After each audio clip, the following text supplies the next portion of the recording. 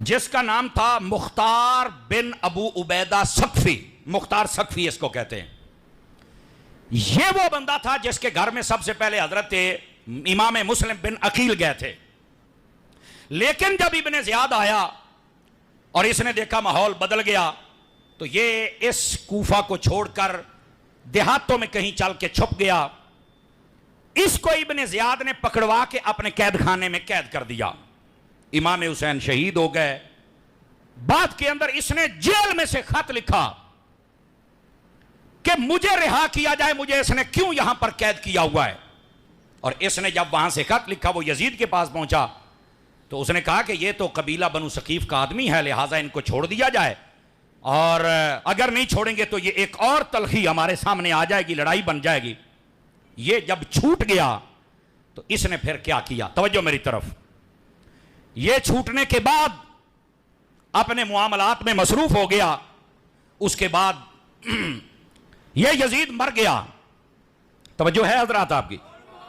جب یزید مر گیا تو یزید کے مرنے کے بعد حضرت عبداللہ بن زبیر کی بیعت کی گئی۔ حضرت عبداللہ بن زبیر ادھر مکہ مدینے میں تھے اور ادھر ملک شام کے اندر مروان اس نے سر اٹھایا، پھر اس کا بیٹا عبد الملک وہ آیا۔ اس کے دور کے اندر یہ بڑی جلدی میں کی، یہ کوئی زیادہ لمبا چوڑا عرصہ نہیں تھا، یہ چند مہینوں کے اندر یہ سب کچھ ہوا یہ کہ یہ جو مختار تھا اس کو کوفے کا گورنر بنا دیا گیا۔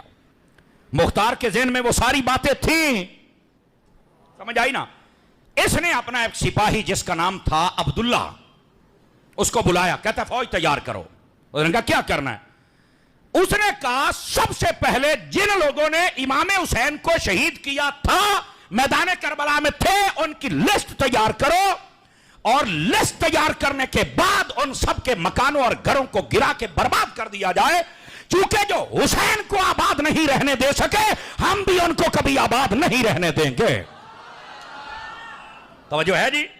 یہ مختار سقفی، یہ اس کا ابتدا ہے۔ اس کی بھی انتہا بڑی بری ہوئی تھی، یہ بھی سن لیجئے، لیکن ابتدا کیا ہے؟ میرا رب ہے نا وہ جس کے ذریعے سے کام کروا لے۔ اب ہوا کیا؟ مختار نے یہ حکم جاری کر دیا، فوج تیار ہو گئی، اور اس نے پورے کوفے میں سے ایک ایک بندے کو ڈھونڈ نکالا اور ان کے گھروں کو مار گرایا، اور گھروں کو بھی یوں گراتا تھا کہ ان کے بیوی بچے سامنے کھڑے کر کے پھر گھر گراتا تھا، اور وہ روتے پیٹتے تھے کہ یہ کیا ہو رہا ہے۔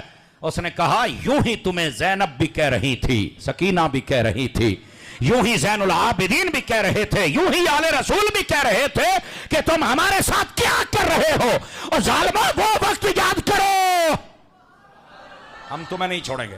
اس نے ان کے گھروں کو گروا دیا۔ جب یہ برباد ہو گئے باقیوں کو اس نے پکڑ لیا۔ پھر اس نے کہا دوبارہ، ابراہیم اشتر نامی ایک شخص تھا، اس کو کہا لسٹ تیار کرو اور پکی رپورٹ لو کہ جس نے میدان کربلا میں خاص امام پاک رضی اللہ تعالی عنہ ان کے ساتھ ظلم و زیادتی کی وہ کون ہے۔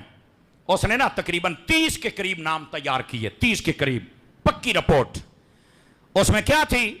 کہتا جی جو یزیدیوں کی لسٹ ہے ان میں سے پہلا شخص جس کا نام مالک بن نصر تھا، اس نے حضرت امام علی مقام کے سر اقدس پر تلوار کا وار کیا تھا، کہا اس کو بھی پکڑو۔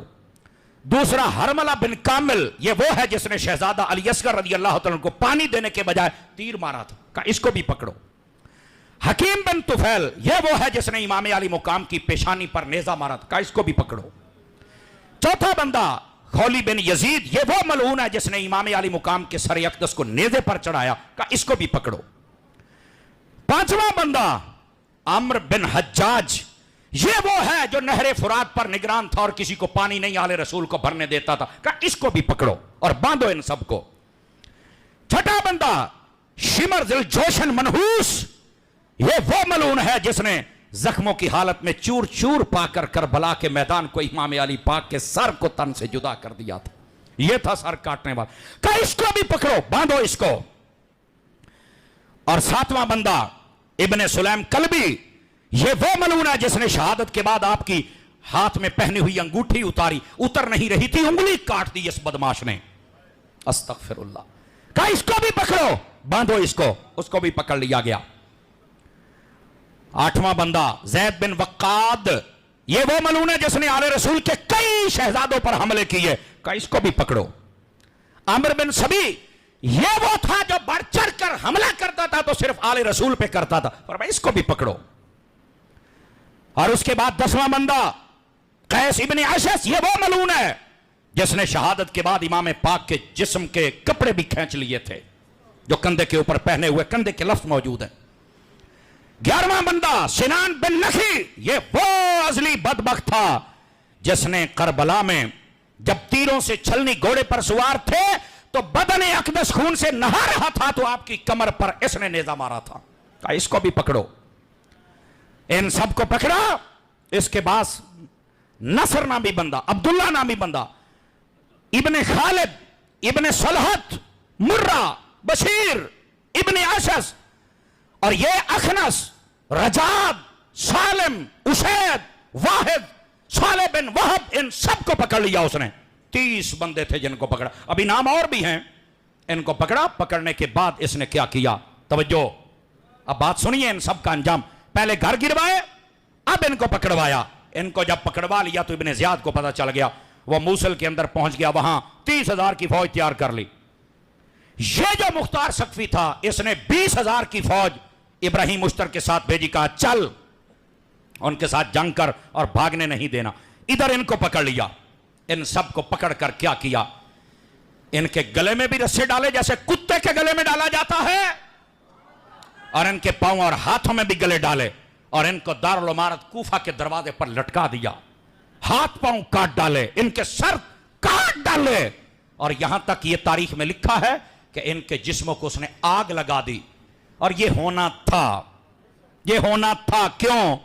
جنت کے شہزادوں کی جو عزت نہ کر سکے ہمیشہ آگ میں جلتا رہتا ہے.